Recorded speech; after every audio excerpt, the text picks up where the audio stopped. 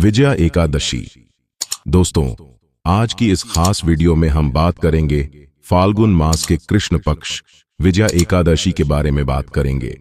आज हम आपका कंफ्यूजन दूर करेंगे कि आपको एकादशी व्रत कब रखना है, 6 मार्च या फिर 7 मार्च को। लेकिन वीडियो को पूरा देखिएगा, तभी आपकी कंफ्यूजन दूर होगी। तो आज की वीडियो में हम जानेंगे कि विजया एकादशी कब है, कब रखे व्रत का पारण कब करें, एकादशी और द्वादशी तिथि कब से कब तक है, पूजा का शुभ समय क्या है, राहु काल का समय क्या है, व्रत का पारण किस दिन करेंगे, हरिवासर कब से कब तक है, और साथ ही आज की वीडियो में हम आपको ऐसे 2 महा उपाय बताने जा रहे हैं जो विशेष तौर पर विजया एकादशी के दिन किए जाते हैं। दोस्तों, अगर आपने इस विजया एकादशी में ये महा उपाय कर लिए तो आपकी किस्मत को बदलते देर नहीं लगेगी। रातों रात आपकी किस्मत ऐसी बदलेगी जैसे कोई चमत्कार हो गया, क्योंकि इस बार इस एकादशी पर बन रहे हैं कुछ विशेष संयोग जो कि बहुत ही ज्यादा दुर्लभ है। तो आप इन उपायों को जरूर करें। तो सारी बातें आज की इस वीडियो में जानेंगे, तो आप अंत तक वीडियो में बने रहे। नमस्कार दोस्तों, स्वागत है आप सभी का एक बार फिर से आपके पसंदीदा चैनल हिंदू रिलीजियस टेल्स में। दोस्तों, वीडियो शुरू करने से पहले एक बार पूरी श्रद्धा के साथ कमेंट सेक्शन में लिखें, जय श्री हरि विष्णु। भगवान हरि की कृपा आप पर सदैव बनी रहेगी, और वीडियो को लाइक करके चैनल को सब्सक्राइब अवश्य कर लें। दोस्तों, शास्त्रों में कहा गया है कि एकादशी का दिन भगवान श्री हरि का प्रिय दिन है, और इस दिन भगवान श्री हरि की पूजा करने से और व्रत करने से भगवान श्री हरि की प्रसन्नता प्राप्त होती है और उनकी भक्ति प्राप्त होती है।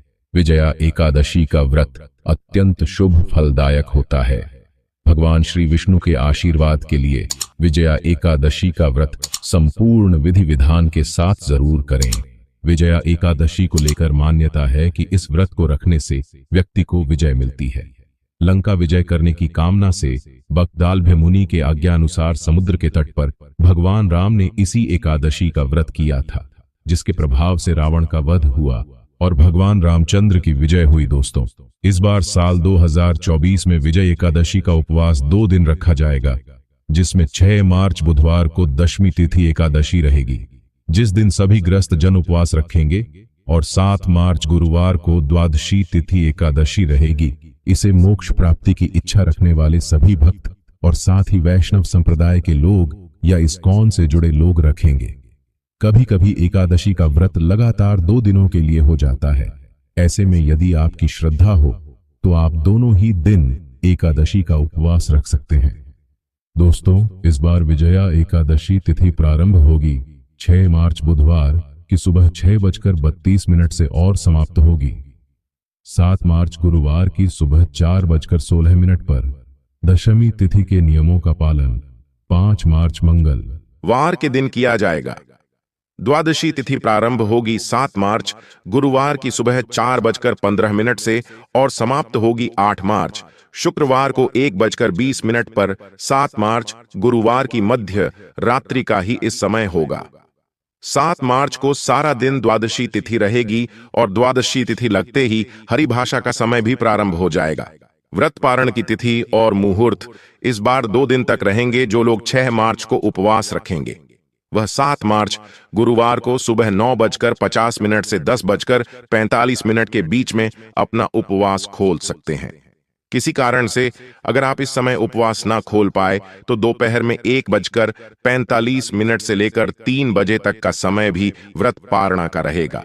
वैसे सुबह का समय ज्यादा उत्तम रहता है, लेकिन आपको ध्यान देती रखना है कि 7 मार्च को गुरुवार को सुबह 9:40 पर हरिवासर का समय समाप्त होगा, और मान्यताओं के अनुसार एकादशी व्रत के नियमों के अनुसार हरिवासर का समय जब तक रहता है तब तक उपवास नहीं खोला जाता है। हरिवासर बीतने के बाद ही उपवास खोलना चाहिए। अब जो लोग दूजी एकादशी का व्रत रखेंगे यानी 7 मार्च को उपवास रखेंगे, वह लोग 8 मार्च शुक्रवार को सुबह 6:38 से 7:50 के बीच में अपना उपवास खोल सकते हैं।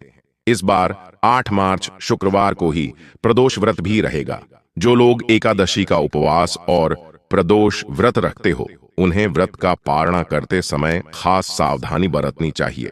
अगर आप एकादशी का व्रत कर रहे हैं तो पारण के शुभ मुहूर्त की व्रत खोलने के शुभ मुहूर्त का ध्यान अवश्य रखें, क्योंकि अगर आप शुभ मुहूर्त में व्रत नहीं खोलते हैं तो आपको आपके किए गए व्रत का संपूर्ण फल प्राप्त नहीं होता। अब बात करें एकादशी व्रत के नियम के बारे में। तो जैसे कि एकादशी का व्रत जब हम करते हैं तो दशमी तिथि के नियम का पालन किया जाता है। मतलब एकादशी से एक दिन पहले सात्विक भोजन लिया जाता है, ब्रह्मचर्य का पालन करना चाहिए और भूमि पर शयन करना चाहिए। तो एकादशी के दिन सुबह जल्दी उठना चाहिए, मतलब ब्रह्म मुहूर्त में उठ जाइए और स्नान के जल में गंगा जल मिलाकर और काले तिल मिलाकर उसी जल से स्नान करना चाहिए। और उसके बाद साफ स्वच्छ वस्त्र धारण करके सबसे पहले भगवान सूर्य देव को जल अर्पित करना चाहिए। और विजया एकादशी का व्रत अगर आप करते हैं तो कलश की स्थापना करके और विधि विधान से भगवान श्री कृष्ण की पूजा आराधना करनी चाहिए। तो अपने घर के मंदिर में भी आप चाहे तो कलश की स्थापना कर सकते हैं और पूजा कर सकते हैं, या फिर चाहे तो अलग से चौकी लगा लीजिए। विजया एकादशी पर शेषनाग की शैया पर विराजमान अवलक्ष्मी जी जिनके चरण दबा रही हों, उन भगवान श्री नारायण की पूजा का विधान है। पूजा के लिए सबसे पहले पूजा स्थल के ईशान कोण में एक वेदी बनाएं और उस पर सप्तधान रखें और यहां जल से भरा एक कलश स्थापित करें। कलश में आम या अशोक के ताजे पत्तों को रखें और इसके बाद भगवान विष्णु की मूर्ति या फोटो स्थापित करें। पंचामृत से स्नान करवाकर भगवान को पीले चंदन का तिलक लगाकर पीले फूल, मौसमी फल, तुलसी दल और नैवेद्य आदि अर्पित कर धूप दीप जलाएं और विजया एकादशी के व्रत कथा सुनें। आखिर में दीप कपूर से भगवान विष्णु की आरती करें। यथाशक्ति पूरे दिन व्रत रखें और विष्णु जी के मंत्र ओम नमो भगवते वासुदेवाय नमः का जाप करें। इस दिन विष्णु जी के मंदिर में दीपदान करना बहुत शुभ माना गया है। आज के दिन भगवान श्री विष्णु को जो भोग अर्पित किया जाता है उसमें तुलसी का पत्ता अवश्य होना चाहिए, लेकिन तुलसी के पत्ते आज तोड़े नहीं जाते हैं, इसलिए एक दिन पहले ही तुलसी का पत्ता तोड़कर रखना चाहिए। और अगर मान लीजिए कि आपने तुलसी के पत्ते नहीं तोड़े हैं आज, तो कल आप पूजा में जो पहले के रखे हुए तुलसी के पत्ते हैं उनका प्रयोग कर सकते हैं, या फिर तुलसी के पौधे के नीचे जो पत्ते गिर जाते हैं, सूखे पत्ते हो, तब भी आप उनको धोकर और भगवान श्री विष्णु को अर्पित कर सकते हैं। लेकिन आज तुलसी के पत्ते मत तोड़िए, इस बात का ध्यान रखें। और हाँ, इसके साथ ही एक और बात का ध्यान रखना चाहिए।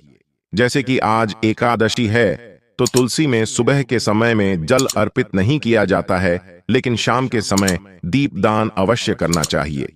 धार्मिक मान्यताओं के अनुसार आज के दिन तुलसी का निर्जला व्रत होता है, इसलिए तुलसी में जल नहीं अर्पित करते। लेकिन आज अगर आप दीपदान करते हैं और वहीं बैठकर आप ओम नमो भगवते वासुदेवाय नमः इस मंत्र का जप करते हैं तो आपके मन की समस्त कामनाएं भगवान श्री विष्णु और माता जी की कृपा से पूर्ण होती है। तो एकादशी के व्रत के दिन तुलसी की पूजा अत्यंत आवश्यक होती है, और जिस प्रकार से एकादशी के दिन सुबह पूजा की जाती है विधि विधान से, उसी प्रकार से शाम के समय भी विधि विधान से पूजा आराधना की जाती है। रात्रि में जागरण करना चाहिए, क्योंकि शास्त्रों के अनुसार एकादशी की रात को जागरण करने से व्रत का संपूर्ण फल भी आपको प्राप्त होता है, और जो भी आपकी मनोकामना है भगवान श्री कृष्ण की कृपा से वह पूर्ण होती है। एकादशी व्रत के दिन आपको ओम नमो भगवते वासुदेवाय नमः इस मंत्र का जप करना चाहिए, या फिर भगवत गीता का पाठ आप कर सकते हैं, गजेंद्र मोक्ष का पाठ कर सकते हैं, या भगवान के किसी भी मंत्र का, किसी भी स्तोत्र का आप जप कर सकते हैं, पाठ कर सकते हैं। दोस्तों, आइए अब जान लेते हैं आज के दिन किए जाने वाले 2 महा उपाय के बारे में। लेकिन उससे पहले अभी तक आपने हमारे चैनल को सब्सक्राइब नहीं किया है तो चैनल को सब्सक्राइब करके बेल आइकन का बटन अवश्य ही दबा दें और इस वीडियो को लाइक अवश्य ही कर दें।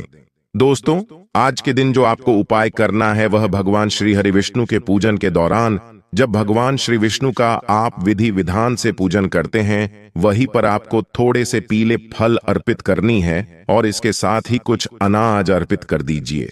गरीबों को दान करना है। ये इन चीजों का तो कुछ पीले वस्त्र भी अर्पित कर सकते हैं।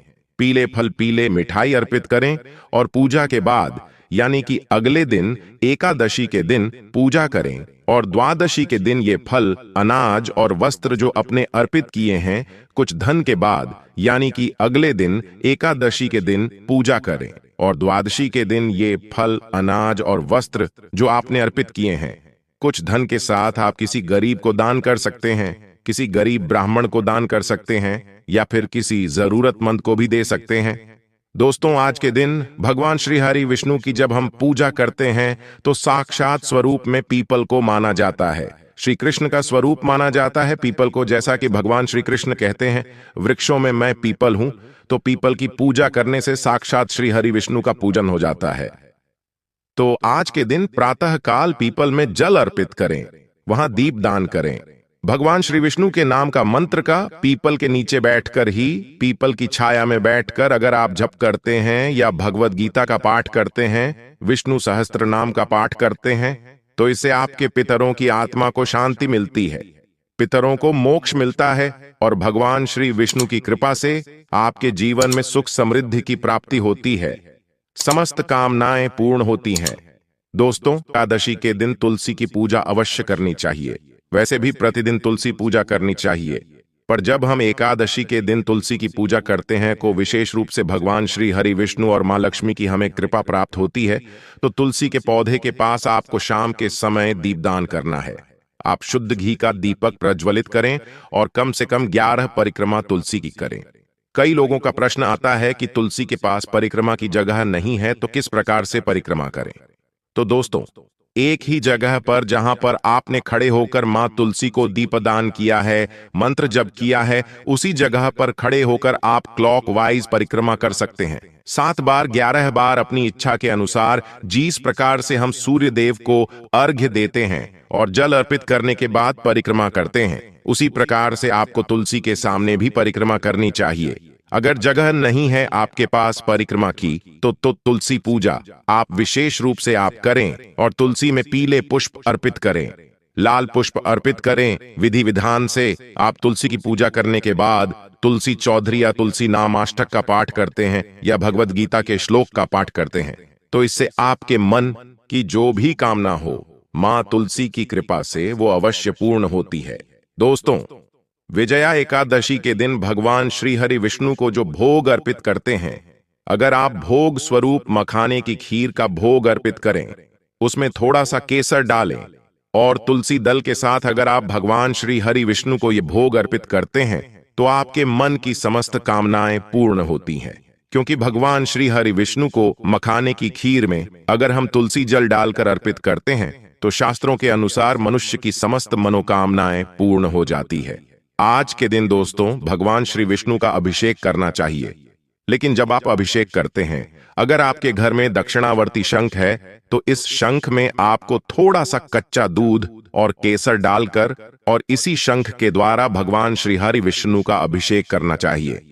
भगवान श्री हरि विष्णु का कोई भी स्वरूप आपके पास है, चाहे तो शालिग्राम की शीला हो या फिर भगवान श्री हरि विष्णु का चतुर्भुज स्वरूप हो, लड्डू गोपाल जी हो, जिसे भी स्वरूप की आप पूजा करते हैं, उनका अभिषेक अगर आप विधान से करते हैं, उन्हें पीले वस्त्र अर्पित करें।